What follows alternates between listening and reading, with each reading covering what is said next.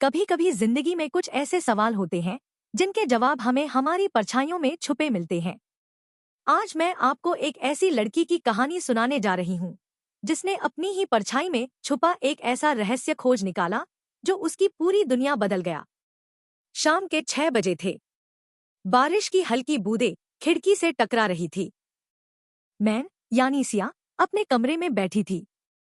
College की पढ़ाई, projects और घर के कामों के बीच जिंदगी आम सी लगने लगी थी। उस दिन भी सब कुछ सामान्य था जब तक कि मुझे अपनी किताबों के ढेर में एक अजनबी चिट्ठी नहीं मिली। चिट्ठी पर मेरा नाम लिखा था, लेकिन लिखावट जानी पहचानी नहीं थी। मैंने चिट्ठी खोली। अगर तुम सच जानना चाहती हो तो आज रात 12 बजे पुरानी लाइब्रेरी आना, अकेले।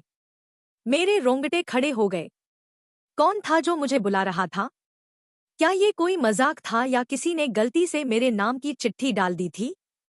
मन में डर और जिज्ञासा दोनों थी, पर मैं खुद को रोक नहीं पाई। रात के 11:45 बजे मैं घर से निकली। माँ पापा को बताया कि पढ़ाई करनी है और चुपचाप घर से निकल गई। बाहर हल्की बारिश हो रही थी, सड़कें सुनसान थी। पुरानी लाइब्रेरी शहर के एक कोने में थी, जहां अब कोई नहीं जाता था। कहा जाता था कि वहां रात में अजीब अजीब आवाजें आती हैं। मैंने डरते डरते लाइब्रेरी का दरवाजा खोला। अंदर घुप्पा अंधेरा था, बस एक कोने में मोमबत्ती जल रही थी। उस रोशनी में एक परछाई सी दिखी, लंबी, रहस्यमयी और बिल्कुल शांत। मैंने हिम्मत जुटाकर पूछा, कौन हो तुम?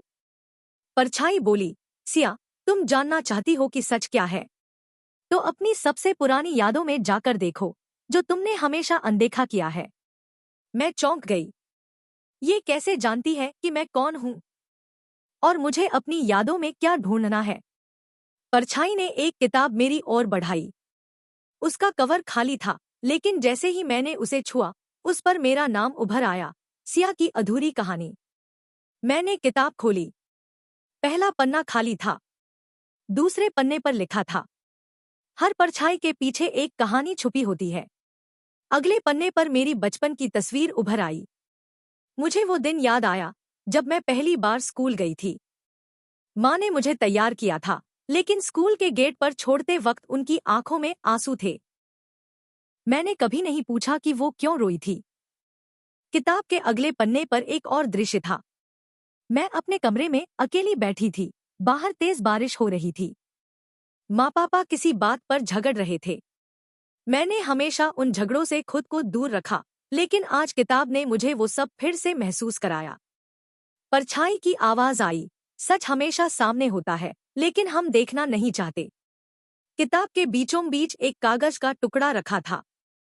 उस पर लिखा था, सच जानना है तो उस कमरे में जाओ जहां कभी कोई जाता नहीं। मुझे समझ आ गया कि ये इशारा हमारे घर के स्टोर रूम की तरफ है। वो कमरा हमेशा बंद रहता था। माँ कभी किसी को वहां जाने नहीं देती थी।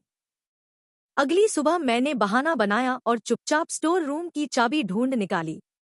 कमरा खोलते ही धूल और पुरानी चीजों की गंध आई। एक कोने में एक पुराना बक्सा रखा था। मैंने बक्सा खोला। उसमें कुछ पुरानी तस्वीरें, चिट्ठियां और एक डायरी थी। डायरी मेरी माँ की थी। मैंने पढ़ना शुरू किया। आज सिया पहली बार स्कूल गई। मैं बहुत खुश हूं, लेकिन डर भी है कि कहीं वो मेरी तरह अकेली न रह जाए।